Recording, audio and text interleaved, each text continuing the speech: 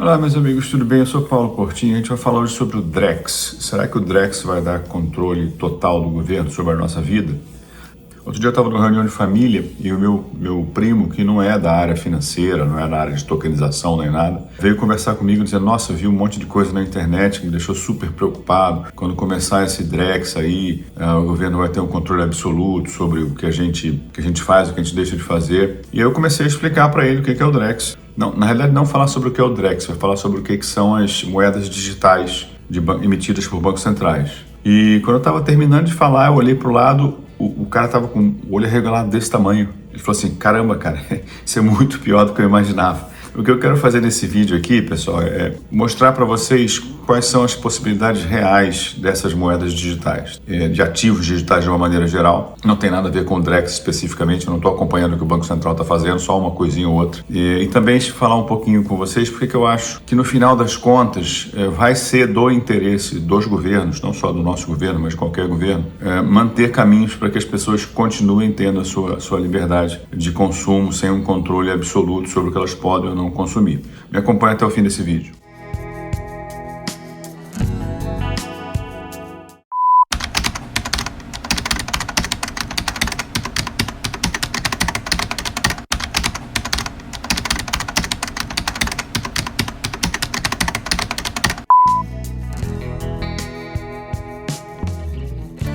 Bom, pessoal, acho que a primeira coisa que a gente precisa aprender é a diferença entre uma moeda real e uma moeda digital, ou uma moeda tokenizada. Se eu hoje mandar para sua conta R$100 e você mandar para minha conta R$100, é real, está na nossa conta. Eu mandei R$100 para sua, você mandou R$100 para mim.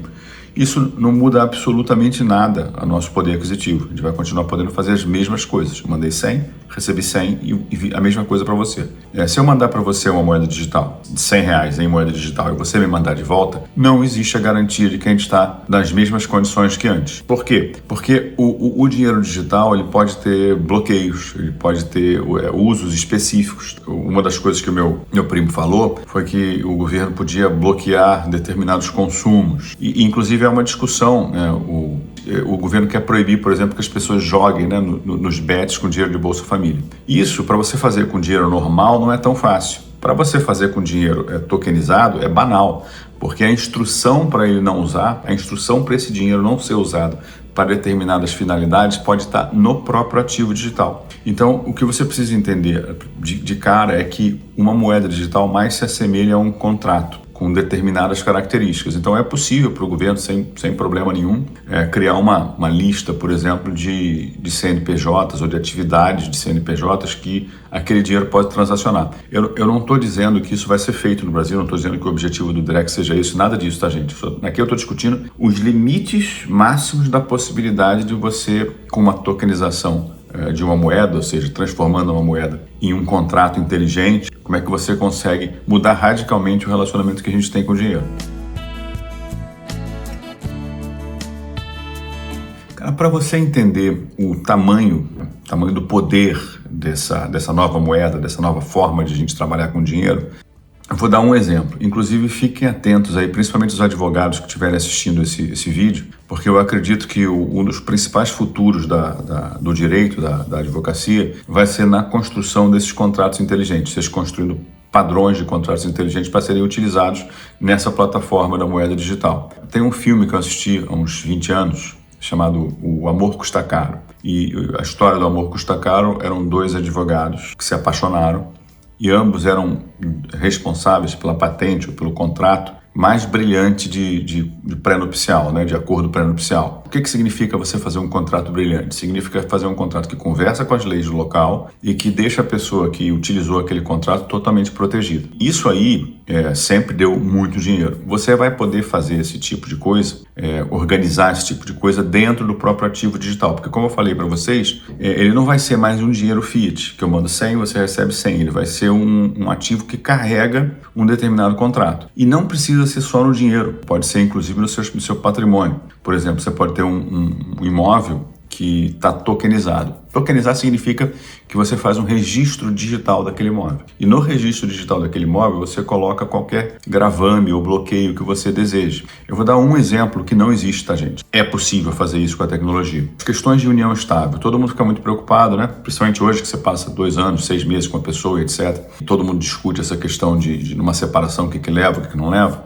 Todo mundo sabe mais ou menos o seguinte: quando você está numa união estável, em tese, o que você já tem é seu e o que é gerado durante o período da união estável é dos dois. Imagina que você tem um imóvel de R$1 milhão.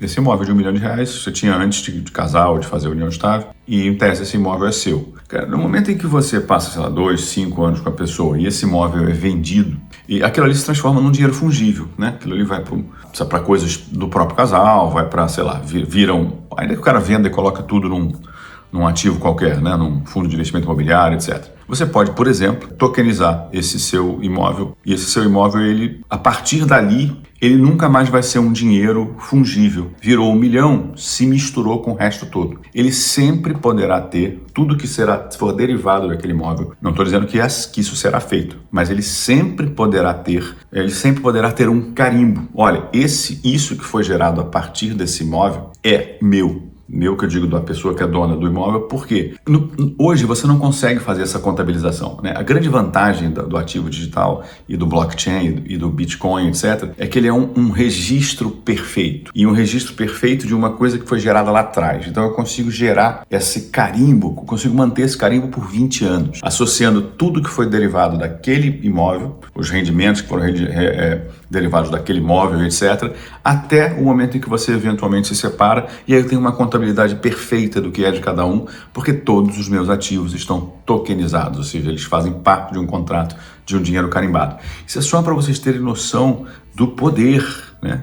Por isso que eu acho que a gente não vai conseguir brigar com um ativo tokenizado pelo enorme poder que ele tem de organizar os registros. Inclusive, eu acredito que o Drex está sendo usado para melhorar a segurança da transação, por exemplo, de compra de carro. Em vez de você mandar o dinheiro para o cara, mandei 100 mil para o cara e agora eu preciso confiar que o cara vai fazer o registro. Ou o cara faz o registro no cartório, ele tem que confiar que eu vou pagar os 100 mil. E se eu desistir de pagar os 100 mil, o que o Drex pode fazer, ou a moeda digital pode fazer? Ele pode condicionar as transações. Esse dinheiro está programado para ser transferido no momento em que houver um registro oficial do carro no nome da outra pessoa. Isso é um negócio absolutamente espetacular. É muito melhor do que a gente tem hoje. Uma outra coisa que pode acontecer, por exemplo, é evitar fraude. Pouco tempo atrás, aqui em São Paulo, a gente teve um problemaço quando o pessoal começou a ter tudo dentro do seu celular, né? Os bandidos roubavam o celular ou sequestravam as pessoas e faziam empréstimos na conta do cara, distribuíam dinheiro para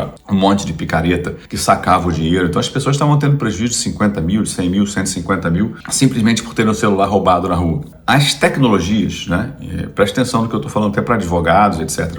Essa construção dos contratos inteligentes, da parametrização dos contratos inteligentes, o relacionamento deles com as regras regulatórias, com as regras do direito, com as regras do legislativo, isso aí é o que vai gerar a grana preta para quem é advogado. Até porque você, aquele exemplo que eu dei lá do pré-nupcial, quando você usa um contrato de um cara que gerou um contrato maravilhoso, você paga um FII para ele, sei lá, 1% do patrimônio, 0,5% do patrimônio. Então, assim, não é brincadeira o que virá para os advogados. Você pode criar um contrato inteligente que evita fraude para sempre. Você pode, mais do que isso, olha que coisa interessante, você pode, por exemplo, criar um contrato que no momento em que houver uma fraude, um roubo, né, alguém foi assaltado, etc., ele vai construindo, né, vai instruindo um processo penal para todas as pessoas envolvidas e já distribuindo, ó, esse cara foi o cara que recebeu, esse cara foi o cara que tentou tirar o dinheiro. Quer dizer, ele já pode vir, olha que coisa interessante, no momento que começa uma fraude, além dele evitar que você seja fraudado, porque o seu dinheiro não vai sair do sistema financeiro, né, de acordo com o contrato que você criar, com o modelo que você criar de proteção,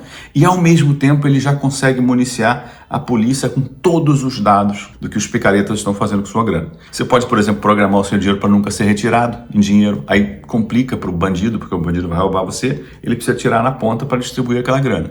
Se o cara mandou para 2, 3, 4 pessoas e no último o cara descobre, caramba, esse dinheiro está bloqueado para retirada porque é um dinheiro digital, acabou a brincadeira dele. Assim, isso são alguns pequenos exemplos do que a gente pode fazer de coisas boas relacionadas aos ativos digitais. Mas como é que a gente consegue evitar, ou por que eu acho que vai ser do interesse dos bancos centrais e dos governos, manter um nível de liberdade para que as pessoas continuem transacionando dinheiro com as suas peculiaridades, né? Tem gente que quer consumir coisas que não gostaria que as pessoas soubessem, etc. Me acompanha que eu vou explicar para vocês.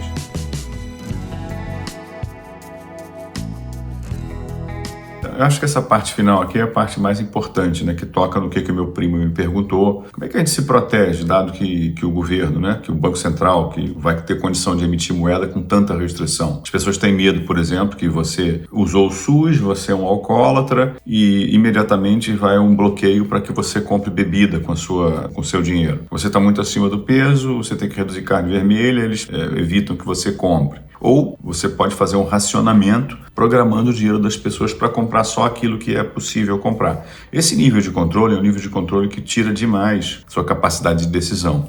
Na prática, gente, o dinheiro ele substitui o poder, né? Você, no passado, seu poder de comer ou de ter abrigo estava relacionado com a sua força, sua capacidade de se organizar para pescar, para organizar uma tribo, para procurar um lugar com abrigo, se proteger do inimigo que vem tirar você de lá e tal. Isso hoje é tudo concentrado no seu poder aquisitivo. Então, no momento em que o governo tem um poder absoluto e total de controle sobre o que você fará com o seu dinheiro, mesmo uma pessoa muito rica, ela pode ter enormes restrições. É óbvio que isso aí é um futuro utópico, talvez, ou distópico, né? Mas possível é. O que acontece? O dinheiro físico resolve tudo isso. O dinheiro físico, se você conseguir tirar a grana sua, ninguém vai me bloquear de tomar uma bebida, ninguém vai me bloquear de ir num barzinho, de fazer um consumo de coisas que não são legais, lícitas ou morais. Esse é o medo da pessoa, né? Que o governo faça esse microgerenciamento da moralidade das pessoas. O dinheiro físico resolve isso tudo. Mas o dinheiro físico, assim, ele é um estorvo, né? Você tem que tirar, é perigoso. Sai com R$1.000, pode ser assaltado, saidinha de banco, etc. Isso é bem complicado. Como é que a gente pode ter um dinheiro físico em formato digital, ou seja, com as mesmas características? O Bitcoin antigo, né, em que as pessoas compravam umas das outras e tal, faziam mineração. Quando você está dentro do blockchain, do registro, do sistema, sem um registro associado a um governo, a uma corretora, você é um número. E ao você ser um número, você ninguém sabe quem você é. As pessoas sabem que você tem milhões, sabem que o dinheiro foi transacionado, sabem que você comprou alguma coisa, mas se não tiver um registro do dono daquela conta, ninguém sabe quem é aquela conta. O que eu acredito que vai acontecer é que se o governo conseguir, isso eu não sei como fazer, tá? Se o governo conseguir criar um sistema em que dinheiros legais entrem, e a partir do momento que esse dinheiro legal entrou, ele tem uma transação livre, né, que não vai ser controlada, que não vai ter o Drex ali bloqueando o que você pode consumir, as pessoas podem utilizar aquilo. Podem, por exemplo, criar uma forma de saque digital. Tipo, ela saca para um pendrive, por exemplo, né, ou para um wallet digital, no computador e tal. E a partir dali ele faz os pagamentos no modelo que é o Bitcoin. Por que eu acho que vai ser do interesse dos governos fazer isso? Porque não é difícil você criar um microsistema financeiro. Não é difícil você criar um microsistema financeiro. Então, se o governo criar bloqueios absurdos em que as pessoas não conseguem consumir, ele vai acabar forçando uma quantidade enorme de sistemas financeiros paralelos, também digitais. Não é o Bitcoin não, tá? São sistemas financeiros paralelos mesmo. A gente já tem isso no Brasil hoje. A gente tem moedas alternativas no Brasil, dependendo da região. Existem alguns municípios pequenos em que tem um transacionamento enorme de moedas que não são real. Imagina você fazendo isso com a capacidade das moedas digitais, né? Eu acredito que será do interesse do governo manter um sistema paralelo ao sistema financeiro que vai funcionar mais ou menos como se fosse um dinheiro físico, onde o cara pode ter a liberdade dele, o nível de liberdade todo garantido. E porque eu acredito que se ele não fizer isso, e se for uma restrição muito grande, é óbvio que picaretas, caras que estão lavando dinheiro de milhões, vão usar os sistemas paralelos. Isso não há dúvida nenhuma. Mas estou falando de gente normal, sabe? Gente que quer fazer um consuminho ali. Eu quero comprar uma pornografiazinha e não quero que ninguém saiba.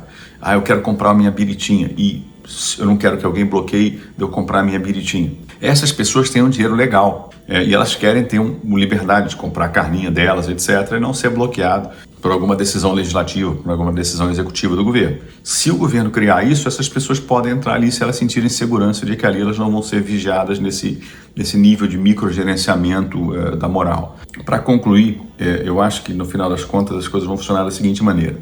Você vai aderir à moeda digital voluntariamente. Você receberá o seu dinheiro em fiat, receberá o seu dinheiro em moeda normal, você terá o seu patrimônio em moeda normal e você poderá aderir a esses contratos, que são contratos de proteção, que talvez tenham custo, talvez não tenham custo, não sei, vai depender da corretora, vai depender do modelo de negócio. Por exemplo, vou receber meu salário de R$1.000, eu vou já deixar 900 no dinheiro digital, porque ele está totalmente protegido, vai para os lugares já certinhos, e R$100 eu vou deixar livre. R$100 livre vai continuar sendo dinheiro fiat, pode ser sacado, ou pode ir para essa plataforma que vai, em tese, substituir o dinheiro físico. Eu acho que vai acontecer assim.